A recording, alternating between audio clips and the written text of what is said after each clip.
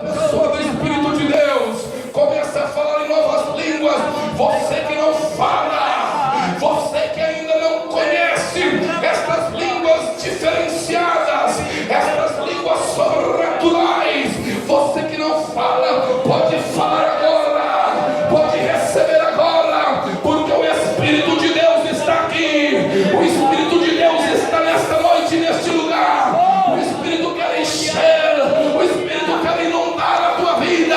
Você vai ser diferente, você vai fazer influência nesta terra. Mas como, irmão Wilson, eu posso fazer diferença?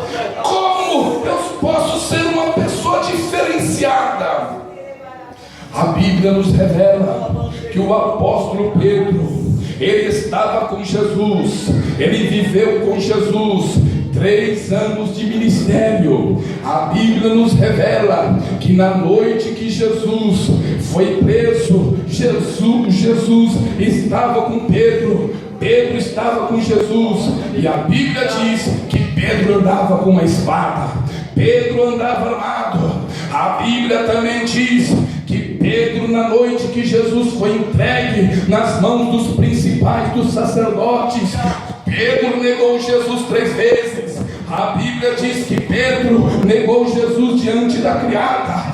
Pedro negou Jesus daqueles que estavam se aquecendo ali naquele fogo. Pedro negou Jesus diante das principais, ali das autoridades dos judeus. Pedro negou Jesus 3 vezes. E quando Pedro negou Jesus 3 vezes, diz a palavra que cumpriu-se a palavra do Senhor Jesus: antes que você me negue, depois que você me negue 3 vezes, o galo vai cantar. Quando Pedro negou a 3ª vez, o galo cantou. Quando o galo cantou, Pedro lembrou das palavras de Jesus e chorou amargamente. Pedro foi vacilante. Pedro, ele foi muitas vezes não vigilante nas suas colocações diante do Senhor Jesus.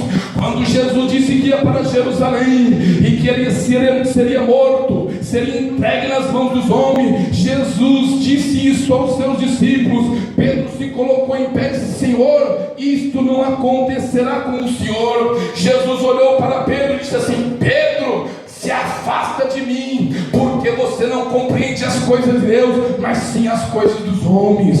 Pedro, ele foi vacilante, mas a Bíblia diz que neste capítulo de número 2, quando os discípulos receberam a virtude do Espírito Santo, que eles começaram a falar em outras línguas e começaram a profetizarem e começaram a fazer maravilhas do nome do Senhor Jesus Cristo, diz que as pessoas disseram assim: estes estão embriagados, estes homens estão embriagados, isto é embriaguez, isto é excesso de vinho. Mas os judeus não tomam vinho antes do meio-dia, é uma cultura, é uma tradição dos judeus só tomar vinho depois do meio-dia.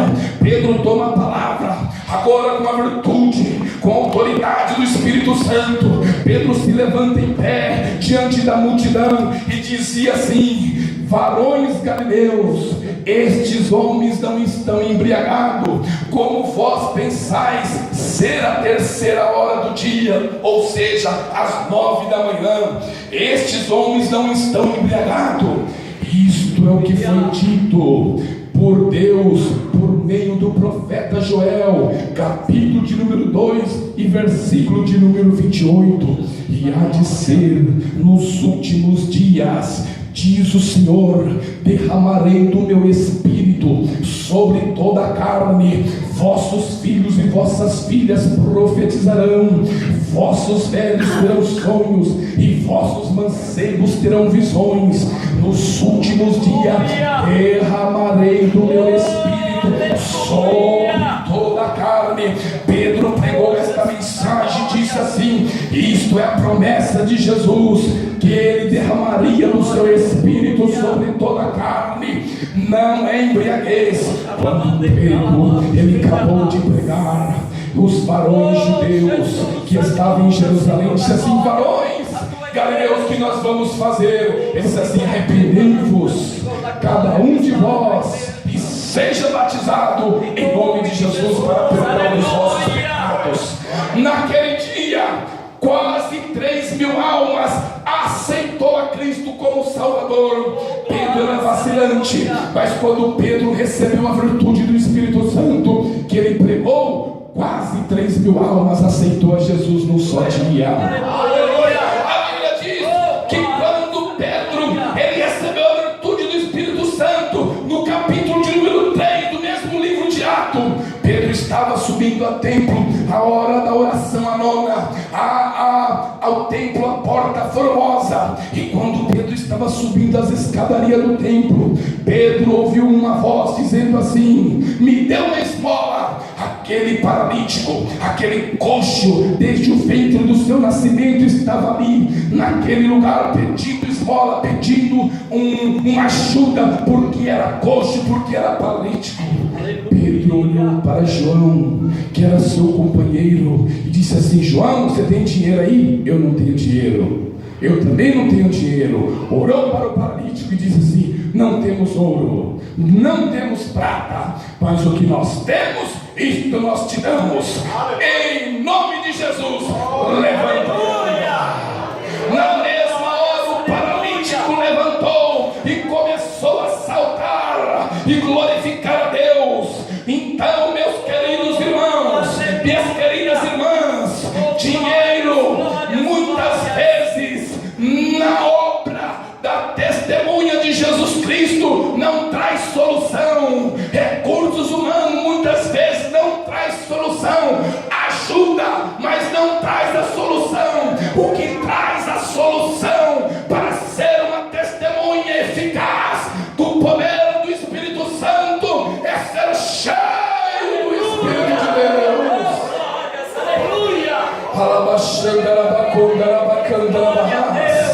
Mas o Espírito de Deus, ele não apenas desceu sobre o Pentecoste, no dia de Pentecoste, apenas para encher a vida dos apóstolos. Não, diz o texto que ele desceu sobre quase 120. E quando os discípulos estavam ali, começaram a falar em línguas e começaram a pregar por intermédio de Pedro a palavra de Deus, Pedro deixou uma palavra que ela vai se cumprir também conosco. O versículo 39, os judeus que estavam ali, mas de quem é esta promessa? Pedro diz assim, versículo 39, capítulo 2 de Atos dos Apóstolos: porque a promessa vos diz respeito a vós, vocês que estão presentes. Esta promessa é para vocês. Pedro estava dizendo: esta promessa é para vós, é para os vossos filhos,